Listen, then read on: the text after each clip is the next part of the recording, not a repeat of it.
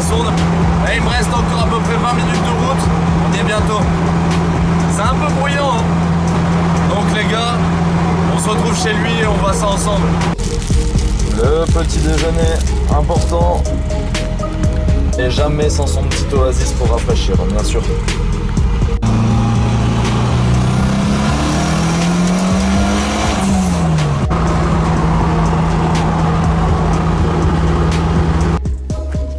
Voilà, amigo.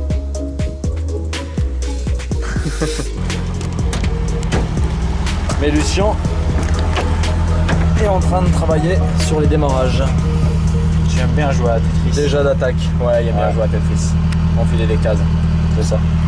Alors du coup, pendant qu'il est en train de corriger les démarrage à froid pour avoir la bonne richesse pour que ça démarre bien. Le souci c'est qu'il faut toujours avoir les bonnes températures.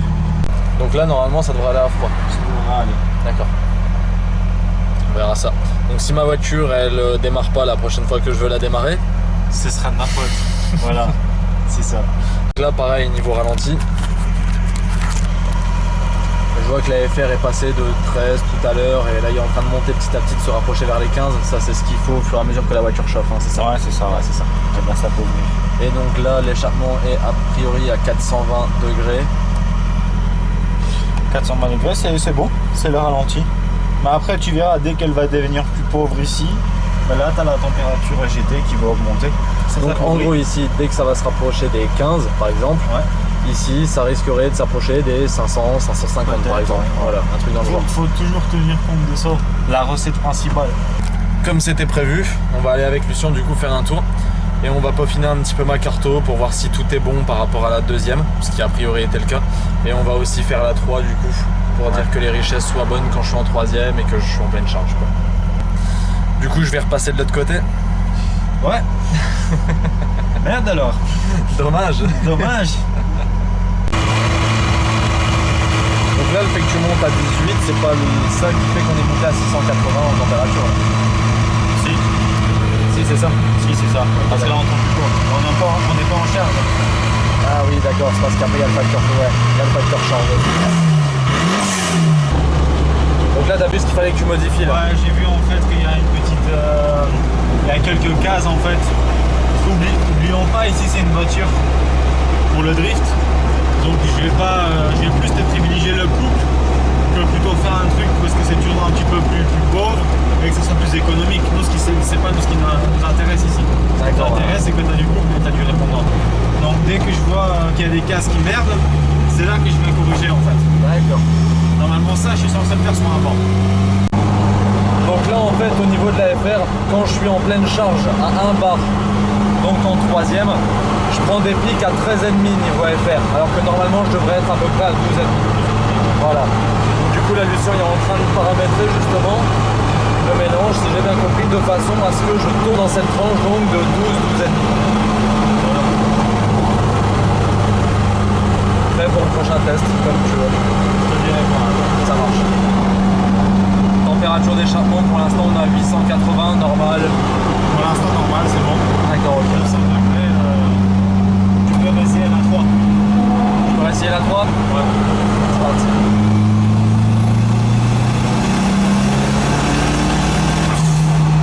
Plus nerveuse. Ouais. Ah, beaucoup plus nerveuse. Et là on est passé à combien? Je passe, t'as eu le temps de regarder? On est passé à 11,5. On est passé à 11,5, d'accord. Donc là faut trouver l'entre-deux. Ouais. Ok. Faut que tu recommences. Bon, là on s'est arrêté, pourquoi? Explique un peu la petite mésaventure. La petite mésaventure. Ce genre de mésaventure qui fait que ça fout la merde. En fait le PC il s'est éteint alors qu'on était en train de faire des réglages justement. Et est-ce que ça a sauvegardé ou pas alors? Parce que du coup tu m'as pas dit. Sur ton boîtier non, par contre j'ai de la chance parce que j'ai un autosave. Et malgré qu'il s'éteint, bah, en fait l'autosave il a sauvegardé la map. Dans le PC du coup. Dans le PC du coup. Et t'as plus qu'à la balancer, ouais. J'ai plus que la balancer sous le boîtier. Merci à McDonald's pour le courant. Mais maintenant on va voir. Mais c'est dingue quand même parce qu'ils nous avaient mis 2h30 d'autonomie, ouais. Autonomie, on n'avait même pas roulé on a roulé une demi-heure et il s'est éteint. Alors que la batterie, il n'y a pas longtemps que je l'ai changé. Enfin, il y a pas longtemps, il y a un an. Ouais. Mais pour moi, un an, c'est il y a pas Ouais, longtemps. non, c'est ça, il y a pas longtemps. Alors qu'en réalité, les batteries de maintenant, bon. Ouais. Donc là, du coup, il va glisser la carte. C'est fait. C'est bon, bah voilà, bah c'est fait bon, en direct, mais c'est magnifique, je te En jure. live. En live. Je vais juste tester pour voir si elle s'est bien sauvegardée. Yes, donc tu coupes le contact, tu le remets Je le remets. pour voir si elle s'est bien enregistrée dedans, du coup. Voilà, exactement. Ici, Et en fonction de ça, on verra si on la redémarre ou pas là. je télécharge. Et ensuite, je vais faire un comparatif. Tu sais, de l'ancienne Avec la nouvelle. Mhm. Et là, je pourrais voir si la sauvegarde, elle s'est bien faite. Ouais. Ça change par rapport au CU programmable qu'on achète sur le marché. Parce que là, en fait, c'est le CU d'origine qu'on l'a rendu programmable. Donc, Ouais. c'est différent. Du coup, tu peux vraiment gérer chaque paramètre. Alors Ouais. que dans un boîtier préprogrammé, on va dire, c'est un truc approximatif qui est dedans. C'est ça. Donc, ça date, quand même. ouais, c'est dingue quand même. Parce que nous, en Europe, on l'a pas eu. En Europe, ce qu'on avait, c'était des trucs... on pouvait même pas le faire en live. Hein. Tu devais arrêter la voiture, couper le moteur, Faire enregistrer, le réglage rouler. et après tu devais partir. Voilà, alors que là, c'est un truc des années 90. Que, Et regarde, tu peux le faire maintenant, en roulant. on l'utilise encore en 2019. Ouais, j'avoue. Tu vois. Ça a quasiment 30 ans. Ouais. Donc les Japonais, on peut dire qu'ils ont quand même pas mal d'avance. 30 ans. Bon, c'est vrai que c'est vieux, encore une fois. Par Là, rapport regarde, à ce rien qu'on que sur voit. les petits blocs turbo. Est-ce qu'en France, en Europe, est-ce qu'on était friand des petits blocs en turbo? Non, à la base, on était friand des gros V8, V10, Ouais, c'est les ça. V6, ça. les 6 cylindres, les 4 cylindres. En soi, on les mettait dans une C2, une Ouais. Sandero, voilà, hein, tu vois, une Clio, les trucs comme ça. Mais on mettait pas ça dans des voitures sportives, Sportives. on va dire. Enfin, pas beaucoup, du moins. Sauf sur les petites bombinettes, et encore, t'avais pas de turbo. Non, c'est ça. Il y a juste Volkswagen avec les compresseurs ou les trucs comme ça, mais c'était pas non plus. Moi, j'ai toujours dit que les Japonais, ils ont eu, la part du technologie, du moins l'électronique, ils ont eu beaucoup d'avance par rapport aux Européens, Américains, des deux. D'accord. Mais ça reste vieux quand même. Hein. Tu vois. Ouais, bien, ouais, Ça bien reste sûr. vieux quand même. Parce que maintenant, tous les véhicules récents, ce que nous on fait ici, bah, tu sais le faire. Mais avec une marge Moins grande, ouais. moins grande. Ouais. Là, je pense qu'on est prêt là. On est prêt? Ouais. On démarre? Démarre. Donc là, normalement, elle est censée démarrer correctement. Normalement, Sans mettre le pied. sans mettre le pied. Sans mettre le pied.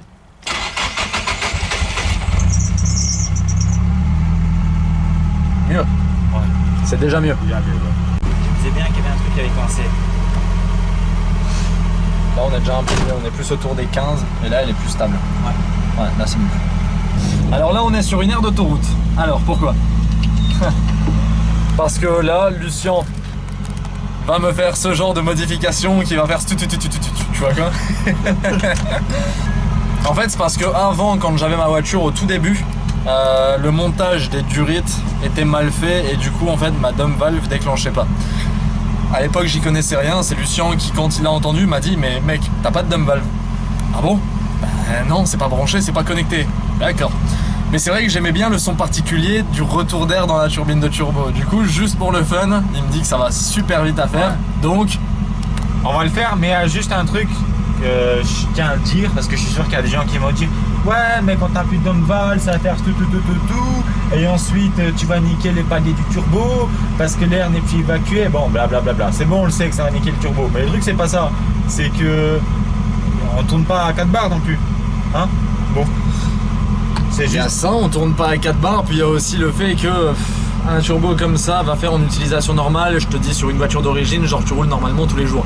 Il va faire, je te donne un exemple, 120 000 km. Bah, peut-être qu'en enlevant justement cette dump valve, il en fera 100 000. Mais au final, Le plaisir est là. le plaisir est là. Il va dire c'est inconscient, mais pourquoi je t'ai débranché la dump? Non, en soi, on sait qu'on le fait pas pour le préserver. Maintenant, il y a des gens qui ont roulé sans dump valve pendant des années avec La leur preuve, turbo. Ouais, comme toi, ils ont jamais cassé leur turbo. Le turbo a duré autant de temps qu'un turbo avec dump. Voilà. Donc bon, on va le faire du coup. C'est tout.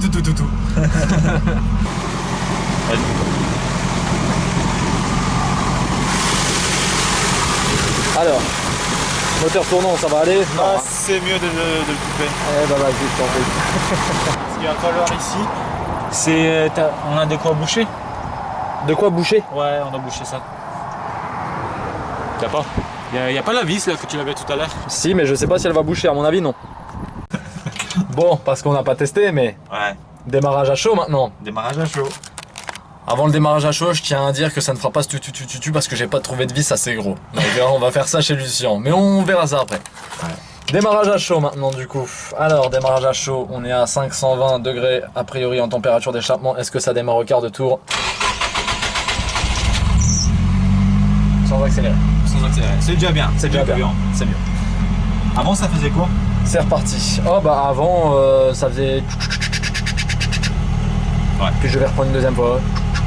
Et tu devais insister sur... Et des fois je devais mettre le petit coup de pédale ouais, pour dire que ça démarre. Donc gaz. c'est déjà un peu mieux. Ouais. Bon.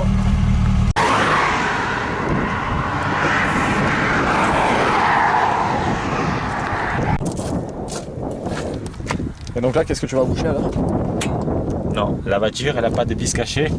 Je vais mettre une vis cachée. Donc je vais boucher en fait ici. La durite qui va sur la dump. Exactement, pour boucher quoi, pour que ça ne tire pas de l'air. Hein. D'accord. Et quand ça souffle, que ça ne part pas non plus. Hop.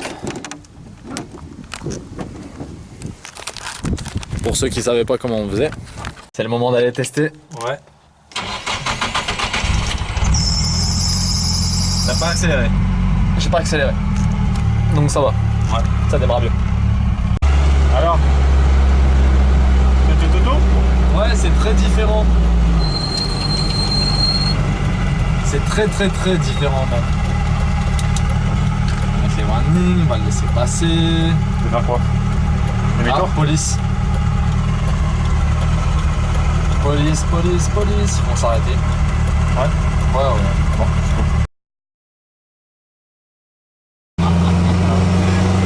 Ah là, c'est pas le même bruit. Hein.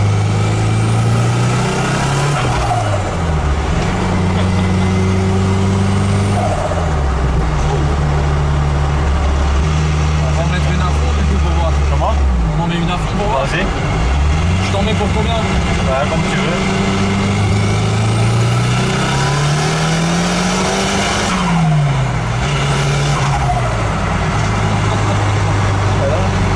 J'aime bien ce bruit comme ça aussi, c'est sympa. Très sympa. Je sais pas, je préfère quoi toi? Moi je préfère comme ça. Comme ça? Ouais. Et quand tu driftes, parce que c'est ça que tu vas entendre quand tu vas drifter. Ouais.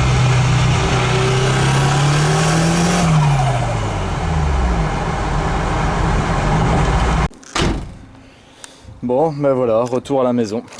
Bon bah les gars, j'espère que ça vous aura plu. Petit changement de son là, beaucoup plus sympa. Et du coup, bah écoutez, moi j'ai envie de vous dire que on se retrouve pour le départ du coup.